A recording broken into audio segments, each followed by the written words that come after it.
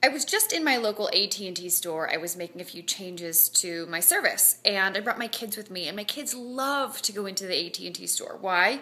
Because they get to play with the iPhones. Now, my daughter, I talked about this before, asked Santa for a phone for Christmas, an iPhone for Christmas, and we told her at almost 8 years old that that would happen the first of never.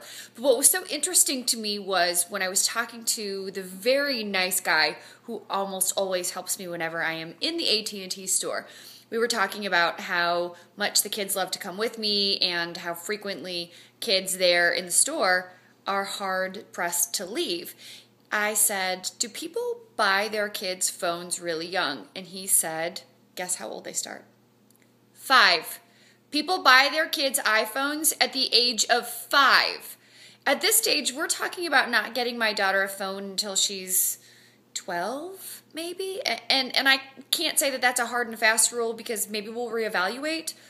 But who does a 5-year-old have to call? Who does a 7-year-old have to call? This is one of those things that floors me. So I have to ask you, does your very young child have a cell phone? And if so, what made you decide that that was something they needed?